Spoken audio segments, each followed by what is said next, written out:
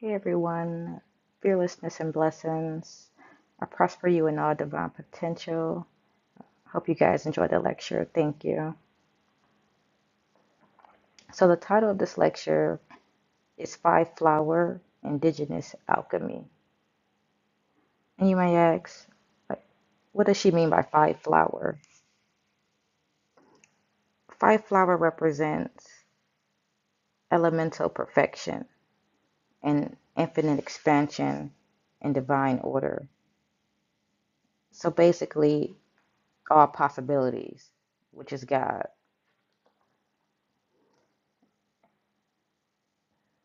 I believe removing the alchemical component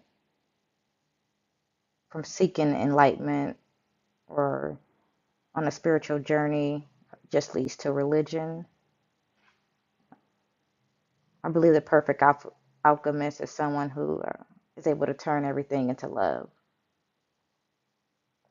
So, in totality, the five elements they help keep us in contact with the universe, and they help us measure and find ourselves within the universe.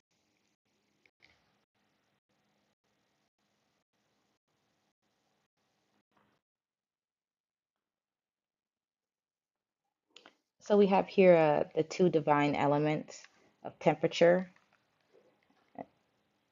that's heat and cold, or expansion and contraction.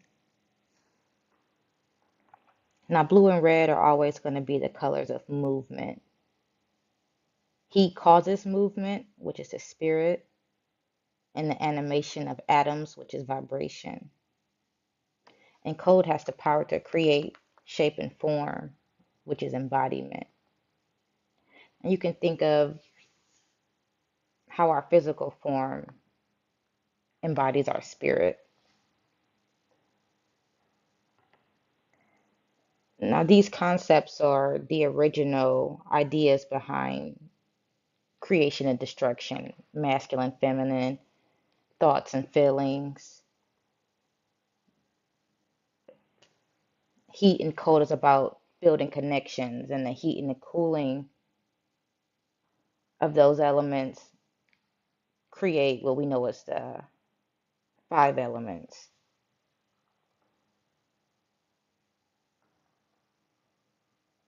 And the heating and cooling is what we call duality, which is the symbol of movement, symbol of the spirit and awakening of the universe.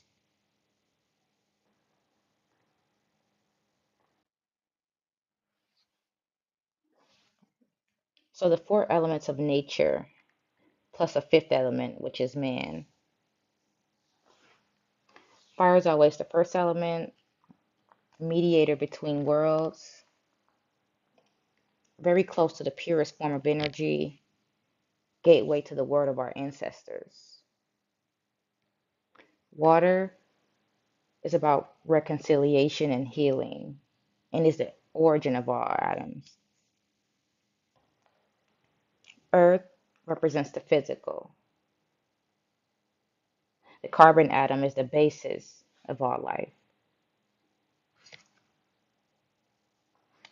Air mineral, which is the element of beginnings. Minerals enrich the earth, our body, and our bones. And the fifth element, spirit, which is the bridge between nature and divinity, which is what we call manifestation. Now, what is this divinity? Divinity may be what we call free will or ego, but that's what creates manifestation. And spirit is what's going to bring those together.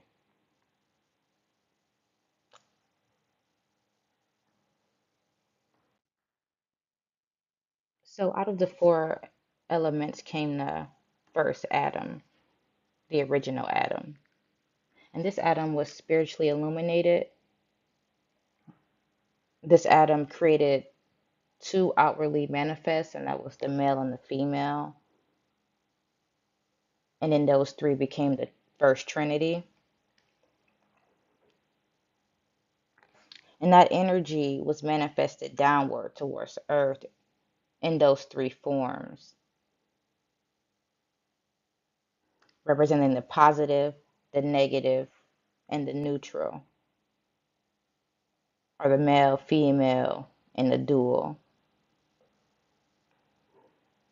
And just like before, the red and blue was a symbol of movement and of transformation. So the picture on the left, you will see the red and blue with the two crosses representing the male and the female duality. And you will see a symbol of movement in the center with the red and the blue representing transformation, in the center of the sun, which will be death. And that will be the sun giving us life through its death.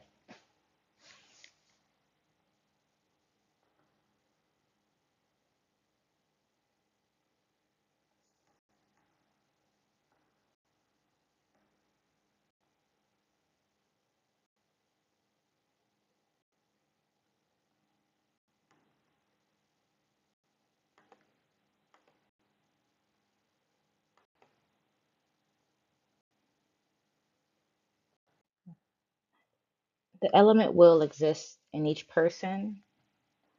So you have to find yourself in the universe. We each have 5 fingers, 5 toes, 5 senses. Our heart pumps blood and plasma, which is represented by fire. Our body, which is earth, is made of 60% water. Our breath is air. And our cells do die to produce the blood and bones and our muscles. But as those cells begin to live more, then we begin to die. Hands are like a flower by which we manifest ourselves. That's why it's 5 flower, 5 fingers, 5 petals on a flower. The 5 represents God manifest. Bones are like seeds. Everything that dies goes into the earth, and from it new life is born in the sacred cycle of existence. Within life there is death, and within death there is life. And that's the greatest scientific message that our ancestors left for us. Thank you guys for listening. Subscribe for more.